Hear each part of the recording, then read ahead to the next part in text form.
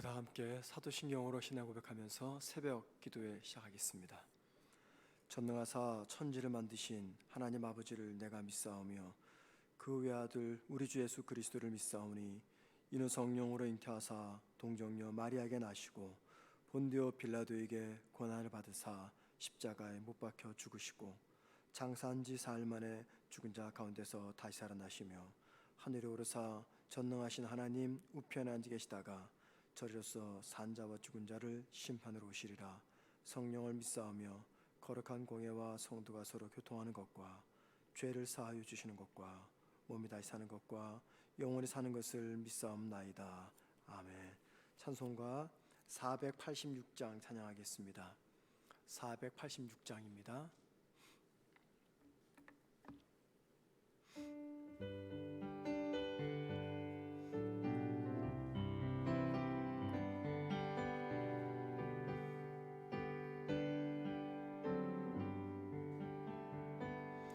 이 세상에 근심돼 일이 많고 참 중한을 몰랐구나.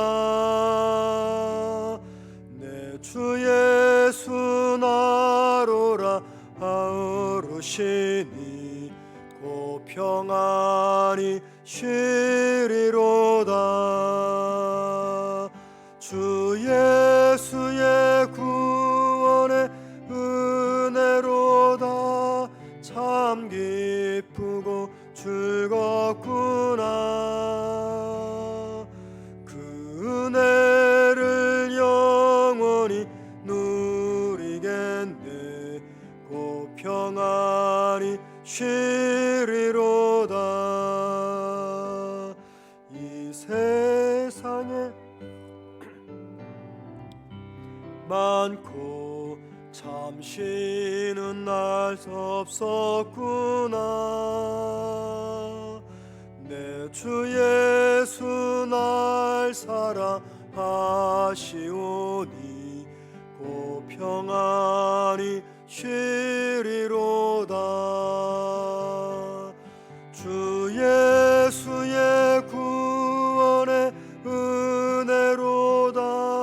참 기쁘고 즐겁구나. 그 은혜를 영원히 누리겠네. 곧 평안히 쉬리로다. 이 세상에 죄악된 일이 많고 참 죽을 일 쌓였구나. 내 주 예수 날 건져 주시오니 곧 평안히 쉬리로다. 주 예수의 구원의 은혜로다. 참 기쁘고 즐겁구나. 그 은혜를 영원히 누리겠네. 곧 평안히 쉬리로다. 아멘. 하나님 말씀 보겠습니다. 베드로후서 3장 17절 18절입니다. 신약 재성경책으로 387면 베드로후서 3장 17절 18절 두 절만 보겠습니다. 제가 혼자 읽도록 하겠습니다. 그러므로 사랑하는 자들아, 너희가 이것을 미리 알았은즉 무법한 자들의 미혹에 이끌려 너희가 굳센 데서 떨어질까 삼가라. 오직 우리 주 곧 구주 예수 그리스도의 은혜와 그를 아는 지식에서 자라가라. 영광이 이제와 영원한 날까지 그에게 있을지어다. 아멘. 어제 앞선 말씀을 가지고 우리는 예수님의 재림에 관한 이야기를 기록했던 바울 서신과, 즉 바울이 쓴 편지와 구약 성경을 제대로 이해하지 못했던 이 거짓 선생들의 모습을 살펴보았습니다. 자, 오늘 말씀은 베드로 후서의 최종 결론 부분입니다. 베드로는 그의 편지 마지막 부분을 그러므로라는 접속사로 시작을 합니다. 17절 말씀 보면 그러므로라는 말합니다. 이제 성경에 나오는 이런 접속사들을 그냥 지나치시면 안 되고요. 전후 문맥을 연결하는 접속사임을 기억하면서 읽어야 됩니다. 그의 마지막 결론 부분을 그러므로라는 접속사로 시작을 합니다. 이 그러므로라는 접속사는 베드로 후서의 결론을 알리는 접속사입니다. 베드로는 이 접속사를 말한 뒤에 18절 첫 부분까지 두 가지를 권면합니다. 먼저 첫 번째 17절 말씀 다 같이 보시겠습니다. 그러므로 사랑하는 자들아 너희가 이것을 미리 알았은즉 무법한 자들의 미혹에 이끌려 너희가 굳센 데서 떨어질까 삼가라. 여기 말씀 보니 베드로는 결론 부분으로서 어떤 말하냐면 너희가 이것을 미리 알았다라고 말합니다. 여기서 말하는 이것을 미리 알았다라고 할 때 이것이란 두 가지로 생각할 수가 있습니다. 첫째는 바울이 보냈던 편지를 받아봤다 그랬잖아요. 바울의 편지나 혹은 구약 성경을 말할 수가 있을 겁니다.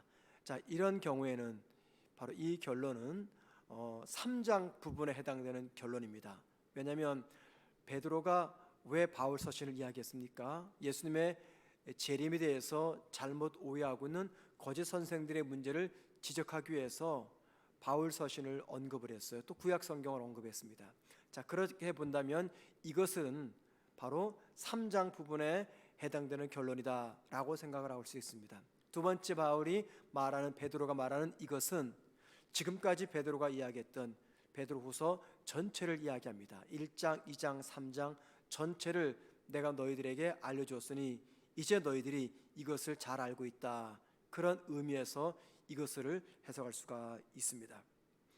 저는 넓게 바울뿐만이 아니라 베드로전서 1장, 2장, 3장 지금까지 베드로가 기록했던 베드로 후서를 가리킨다라고 말하고 싶어요. 자, 그렇게 본다면 베드로는 지금까지 여러분에게 제가 설명해 드린 것처럼 여러분들은 그동안 제가 말했던 것 잘 알고 있습니다 라는 뜻이 될 것입니다. 자, 그래서 먼저 3장을 보여야 됩니다. 3장에서 베드로가 뭘 강조했습니까? 예수님의 재림과 종말을 설명했죠. 왜 예수님의 재림이 지연되는지, 종말을 준비하면서 우리는 어떻게 살아야 되는지 3장에서 이야기했습니다. 그리고 2장에서는 뭘 말했습니까? 수신자들을, 즉 베드로 후서를 받아보는 수신자들을 유혹하는 거짓 선생들의 특징들을 설명을 했어요. 거짓 선생들은 이런 것을 가르치고 이런 게 문제다 하고 2장에서 설명했습니다. 그런 베드로 후서 수신자들에게 베드로는 말하기를 이제 더 이상 거짓 선생들이 전하는 헛된 교훈에 미혹받지 말라라고 말합니다. 17절 말씀 보면요, 여기 미혹이라는 말이 나옵니다. 미혹은 방황이라는 말입니다. 방황. 거짓 선생들의 잘못된 말에 현혹되어서 영적으로 방황하지 말라 그 말이죠. 그리고 그 영적으로 방황하는 것을 가리켜서 베드로는 계속해서 말하기를 굳센 데서 떨어진다라고 말합니다. 17절에서 굳센 데서 떨어졌다.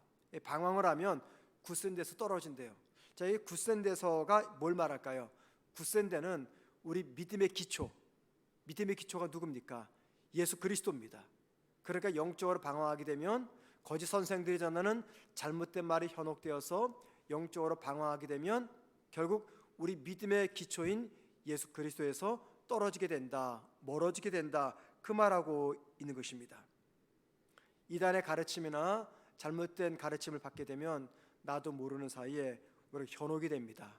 그리고 영적으로 방황하게 됩니다. 이 영적으로 방황한다는 게 그게 뭐 술 마시고 허랑방탕 그런 삶이 아닙니다. 진리가 무엇인지 몰라가지고 왔다 갔다 한다 그 말이죠.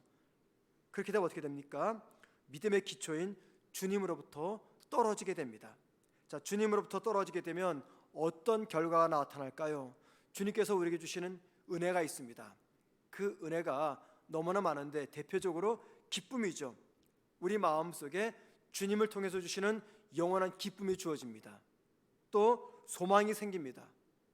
그리고 우리 마음에 어떤 상황에서도 흔들리지 않는 평안의 은혜가 주어집니다. 우리 믿음의 기초를 주님께로 잘 두게 되면 이런 은혜가 우리에게 주어지게 되는 것이죠. 그런데 영적으로 방황하게 되고 그래서 주님으로부터 멀어지게 되면 이 주님 주시는 은혜를 우리가 누리지 못하는 겁니다. 따라서 17절 초반 부분에서 베드로가 당부하는 것은 뭐냐면 주님으로부터 멀어지는 비참한 결과를 생각해서 거짓 선생들의 잘못된 가르침의 근처에도 가지 말라라고 말하는 것입니다. 자, 두 번째 우리가 봅니다. 베드로가 17절에서 그러므로라고 권면한 뒤 이번에는 두 번째 18절 말씀을 권면합니다. 18절 말씀 보시겠습니다. 오직 우리 주 곧 구주 예수 그리스도의 은혜와 그를 아는 지식에서 자라가라 라고 말합니다. 첫 번째 권면은 뭐였습니까? 거짓 선생들의 잘못된 가르침에서 멀리 떠나가라. 안 그러면 영적으로 방황해서 주님으로부터 멀어지게 된다. 이것이 권면이었어요. 두 번째 권면은 뭐냐면 예수 그리스도를 알아가라 그 말입니다. 여러분 여기 18절 이 첫 부분 말입니다. 이 말씀은 베드로후서 전체의 가장 핵심이 되는 말씀입니다. 다시 한번 잘 보십시오. 오직 우리 주 곧 우리 구주 예수 그리스도의 은혜와 그를 아는 지식에서 자라가라. 이 말씀이 베드로후서 전체의 핵심되는 말씀입니다. 베드로가 지금 이 후서 편지를 쓰는 근본 목적이 무엇입니까? 그의 수신자들이 거짓 선생들의 잘못된 가르침을 거부하면서 계속해서 영적으로 성장하도록 하는 것, 이 목적 때문에 이 편지를 쓰고 있습니다. 그리고 영적 성장을 위해서 가장 중요한 것은 예수 그리스도를 알아가는 것입니다. 예수 그리스도를 알지 못하면 영적 성장은 이루어질 수가 없기 때문입니다. 그래서 베드로는 1장에서 여러 차례 주님을 알아가는 것에 대해서 권면합니다. 예를 들면 베드로후서 1장 2절과 3절에 이렇게 말합니다. 한번 여러분 들어보십시오. 하나님과 우리 주 예수를 알므로 은혜와 평강이 너에게 더욱 많을지어다. 그의 신기한 능력으로 생명과 경건에 속한 모든 것을 우리에게 주셨으니 이는 자기의 영광과 덕으로서 우리를 부르신 이를 알므로 말미암음이라. 이 말씀에서 알므로가 두 번 반복이 되죠. 이 외에도 베드로후서 1장에는 예수님을 알아야 된다는 것을 여러 차례 언급을 하고 있습니다. 그만큼 베드로후서에서 주님을 안다는 것은 핵심되는 말씀이라는 겁니다. 왜 베드로가 그의 수신자들에게 그리스도를 알아라라고 권면합니까? 그 이유는 지금 거짓 선생들이 잘못된 가르침을 전하고 있기 때문입니다. 주님에 관해서. 그래서 이것을 권면하는 겁니다. 자, 그렇다면 여러분, 거짓 선생들의 잘못된 가르침에 빠지지 않는 것과 예수님을 기피하는 것은 이게 별개의 문제가 아니라 밀접하게 연관된 문제입니다. 예를 들면 예수님을 안다는 것은요, 뭘 안다는 겁니까? 기독교 진리를 안다는 것입니다.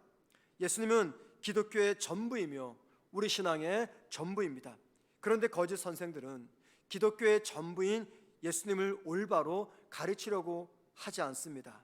예수님이 아닌 다른 것을 전하려고 하고 또 영적으로 온전치 못한 분들은 예수님이 아닌 다른 것에 신앙의 중심을 둡니다. 그 결과는 베드로가 말하는 것처럼 예수님으로부터 떨어지게 되는 것이죠. 왜요? 영적으로 방황하니까. 여러분, 지금 베드로는 마지막 권면을 주고 있는데 그 마지막 권면에서 우리에게 믿음의 본질이 무엇인가를 다시 한번 알려줍니다. 여러분, 신앙생활의 중심에는 누가 있어야 됩니까? 예수 그리스도가 계셔야 됩니다. 주님을 믿고 주님을 알고 주님을 닮고 주님의 뜻을 따라 살아가고 주님을 사랑하는 것, 이게 바로 우리 믿음의 본질입니다. 우리가 무엇을 하든지 그 중심에는 반드시 주님이 계셔야 됩니다. 교회에서 무엇을 하든지 그 중심에는 주님이 계셔야 됩니다. 만약에 신앙의 중심에 주님이 아닌 거짓 선생들의 잘못된 가르침이 놓이게 되면 베드로가 경고하는 것처럼 우리는 언제든지 영적으로 추락을 할 수가 있다는 것입니다. 주님을 사랑하면, 즉 이 말은 내 안에 주님이 계시면 우리에게 어떤 영적 갈증이 생기는지 아십니까? 그것은 더 주님을 알아가고 싶은 열망과 간절한 소망이 생기게 됩니다. 절대적이라고 말할 수는 없습니다. 오해하지 말고 들으십시오. 그런데 대부분은요, 교회에서 성경 공부를 하자, 제자 훈련을 하자, 뭘 하자 양육 프로그램을 실행하게 될 때 기쁨으로 신청하는 분들이 있어요. 그분들은 누구냐면 주님을 깊이 사랑하는 분입니다. 왜냐하면 주님을 사랑하지 않으면 이런 영적 갈망이 일어나질 않아요. 주님을 깊이 닮아가고자 하고 주님을 사랑하고 주님을 알고자 하는 그런 마음이 없으면 이런 영적 갈증이 생겨나지 않습니다. 그러나 주님을 더 깊이 사랑하니까 그 사랑하는 마음 때문에 영적 갈증이 생기고 주님을 더 깊이 알아가기 위해서 여러 가지 양육 훈련에 동참하게 되는 것이죠. 주님을 사랑하고 주님을 더 깊이 알기를 원하는 분들에게는 마음의 소망이 있습니다. 자, 여러분, 주님을 진심으로 사랑하시고 주님을 알아가기를 원하십니까? 그렇다면 우리에게 간절한 소망이 하나 생깁니다. 그것은 내가 무엇을 하든지 주님을 높이고자 하는 소망입니다. 내가 무엇을 하든지 주님께 영광을 돌리고자 하는 간절한 소망입니다. 그래서 베드로는 이런 신앙의 원리에 따라 그의 편지 마지막을 이렇게 결론 짓고 있습니다. 18절 뒷부분을 한번 좀 보시기 바랍니다. 이렇게 말합니다. 영광이 이제와 영원한 날까지 그에게 있을지어다. 여기 그는 우리 주님을 말합니다. 참 특이한 건요, 성경의 여러 곳에서 영광이 하나님께 있을지어다 라고는 자주 말해요. 그런데 영광이 주님께 있을지어다 이 말은요 거의 드뭅니다. 한 두세 번밖에 등장하지 않아요. 그 중에 하나가 바로 이 말씀입니다. 다시 보세요. 영광이 이제와 영원한 날까지 그에게, 즉 예수님에게 있을지어다. 그만큼 베드로는 지금 주님을 사랑하는 마음으로 주님을 알아야 된다, 그런 것을 강조하고 있는 것이죠. 여러분, 이 말씀은 뭘 말합니까? 영광이 오직 주님에게만 있기를 소망하는 말입니다. 여기 18절에 이제와 영원한 날까지, 이 말은 영혼의 날에 이르기까지 그 말입니다.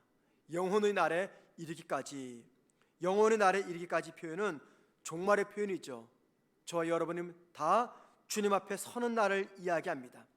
주님의 재림이 우리에게 찾아오는 종말의 순간이든 혹은 나 개인의 종말의 시간이든 종말의 날에는 우리 모두가 다 주님 앞에 서게 됩니다. 그날까지, 우리 모두가 주님 앞에 서는 그날까지 이 땅에서 살면서 품어야 되는 성도의 유일한 소망이 있다면 바로 그것은 오직 주님께 영광을 돌리는 삶을 살아야 된다는 베드로의 마지막 당부입니다. 저는 이 베드로 후서 마지막 말씀을 준비하면서 생각나는 한 말씀이 있었습니다. 히브리서 9장 27절입니다. 한번 여러분 잘 들어보십시오. 한 번 죽는 것은 사람에게 정해진 것이요 그 후에는 심판이 있으리라. 한 번 죽는 것은 사람에게 정해진 것이요 그 후에는 심판이 있으리라. 이 말씀이 무슨 말입니까? 죽은 다음에는 주님 믿을 기회가 없기 때문에 현재의 기회가 마지막 기회다, 그 말입니다. 죽음 이후에는 주님 만나기 때문에 더 이상 주님 믿을 기회가 없어요. 그래서 현재가, 살아있는 현재가 마지막 기회이다, 그 말입니다. 저는 베드로후서를 마치면서 이 말씀이 생각이 났습니다. 아직까지 주님을 믿지 않고 있다면 현재가 마지막 기회입니다. 아직까지 주님께 헌신하고 있지 않다면 현재가 마지막 기회입니다. 따라서 우리에게 종말이 오기 전에 바른 신앙을 위해서 노력해야 됩니다.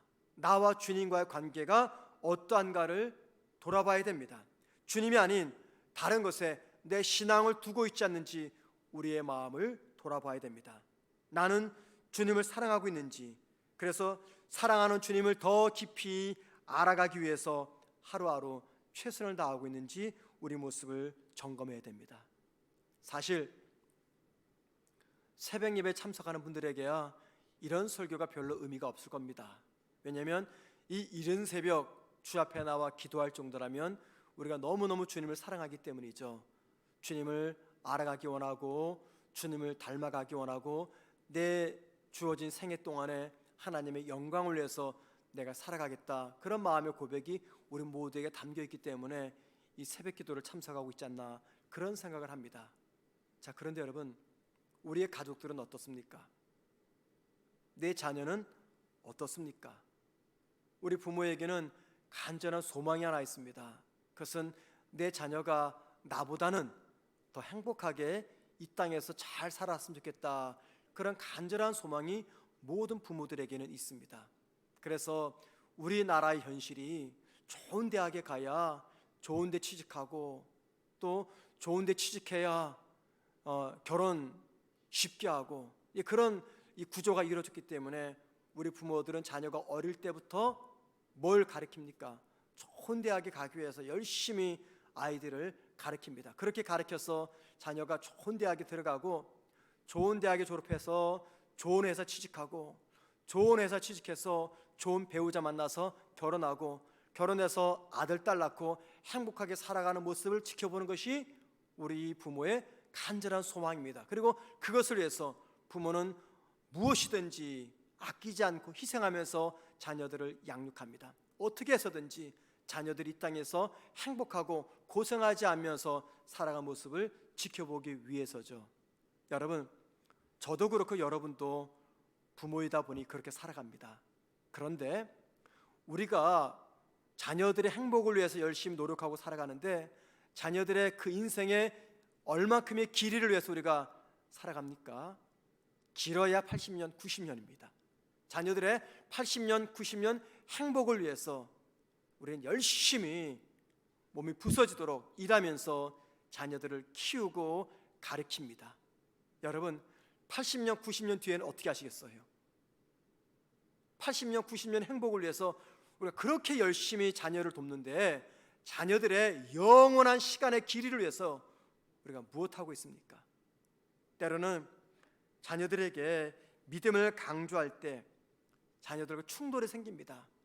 아빠 알았어, 엄마 알았어, 그러려면 내가 이제 전화 안 해, 집에 안 가, 이렇게 자녀들이 반응을 하죠. 그러면 자녀들과 부딪히기 싫으니까는 오래간만에 집에 온 자녀들에게 좋은 모습 보이고 좋은 대화하고 보내기 위해서 부모들은 자녀와 충돌되는 이야기를 생략합니다. 저도 마찬가지죠.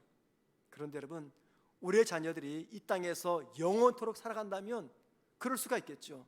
그런데 이 땅에서 시간의 길이는 정해졌습니다. 길어야 80, 90입니다. 그 80, 90의 행복을 위해서 부모가 열심히 노력을 하는데, 영원한 시간을 위해서는 우리가 얼만큼 자녀를 위해서 헌신하고 있느냐라는 겁니다. 히브리서 9장 27절이 말하는 것처럼 모든 사람에게 운명처럼 정해진 것은 죽음입니다. 죽음 뒤에는 무엇이 기다리고 있습니까? 하나님의 심판이 기다리고 있습니다. 그래서 이 땅에서 아무리 떵떵거리고 잘 살아도 사는 게 아닙니다. 잘 사는 시간의 길이는 불과 80년, 90년, 그것도 오래 살아야 그런 거죠. 그런데 우리의 삶은 80년으로 끝나는 것이 아니라 영원한 길이의 시간을 살게 됩니다. 그 영원한 시간을 어떻게 살 것인가 고민하지 않으면 살아있는 동안에 주님 사랑하지 않습니다. 살아있는 동안에 주님을 알려고도 하지 않습니다. 그러나 자신의 영원한 세계, 자녀의 영혼의 세계에 대해서 고민하게 되면 결국에는요, 주님께로 돌아옵니다. 주님을 사랑합니다. 주님을 더 깊이 알아가려고 내가 열심히 최선을 다합니다. 무엇보다 주님 앞에 내 삶을 헌신하고 하나님의 영광과 주님의 영광을 위해서 내가 이 땅을 믿음으로 살아가게 됩니다. 왜요? 우리의 시간의 기간이 80년, 90년이 아니라 영원의 시간의 길이임을 우리가 믿기 때문입니다. 바로 그런 삶을 살아갈 때 주님께 영광이 되는 삶을 살아갈 수가 있는 것이죠. 우리 모두가 오늘 나에게 주어진 현재의 시간 더 주님을 사랑하고 주님을 알아가고 주님과 교제하고 주님과 동행하고 주님의 영광을 위해 살아가는 저와 여러분 되기를 주님의 이름으로 축원을 드립니다. 기도하겠습니다. 하나님 아버지, 영혼을 바라보는 우리의 시선이 되게 하옵소서. 늘 언제나 우리의 관심과 우리 시선은 이 땅에만 가 있습니다. 80년, 90년 잘 사는 거 너무너무 중요하지만 그 뒤의 시간들을 바라볼 수 있는 영의 눈을 열어 주옵소서. 그리하여 오늘도 그 시간을 향해서 걸어가고 있음을 기억하면서 더 깊이 주님을 사랑하고 더 주님께 헌신하며 주님과 동행하며 주님께 영광이 되는 삶을 살아가는 매일매일의 시간이 되게 하옵소서. 우리가 허락하신 사랑하는 가족들, 내 자녀들, 부모, 형제, 오늘의 행복도 중요하고 10년 뒤 행복도 중요하지만 영원한 시간의 기회를 생각하면서 죽음 이후에는 두 번 다시 돌아오지 않는 오늘의 기회를 잘 선용할 수 있는 우리 모든 성도님들과 우리의 가족과 우리의 자녀되게 하옵소서. 오늘 하루도 주님과 친밀하게 동행하며 하나님 우리를 붙잡아 주옵소서. 그리하여 주님 바라보고 주님 의지하며 살아가는 하루가 되게 하옵소서. 예수님의 이름으로 기도드립니다. 아멘. 하늘에 계신 우리 아버지여, 이름이 거룩히 여김을 받으시오며 나라의 마옵시며 뜻이 하늘에서 이루어진 것 같이 땅에서도 이루어지리다. 오늘날 우리에게 일용할 양식을 주옵시고 우리가 우리에게 죄 지은 자를 사하여 준 것 같이 우리 죄를 사하여 주옵시고 우리를 시험에 들게 하지 마시옵고 다만 악에서 구하옵소서.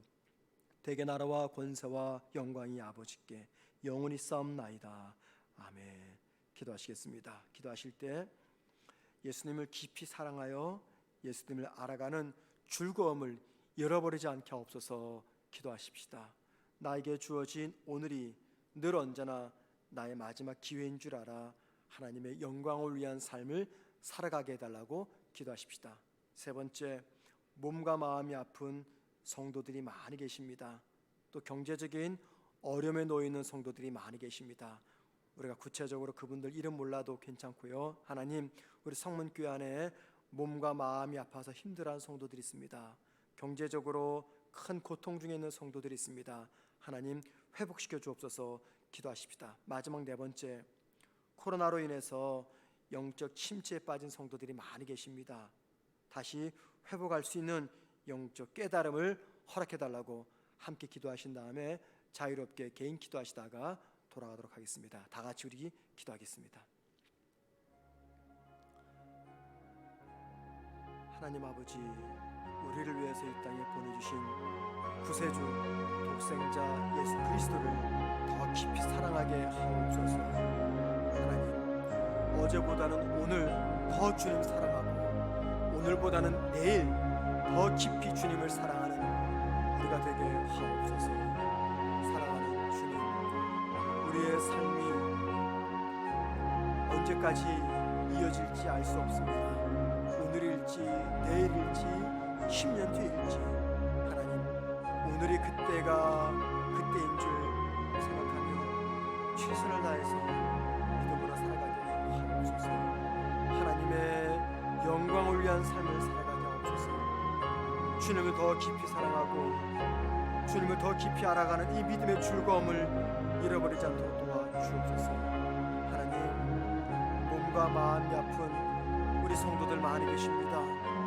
육체 질병으로 마음의 괴로움과 고통으로 살아가는 성도들이 있습니다. 아버지 하나님, 주님 도와주셔서 육체의 질병이 낫게 하시며 마음의 아픔이 떠나가게 하옵소서.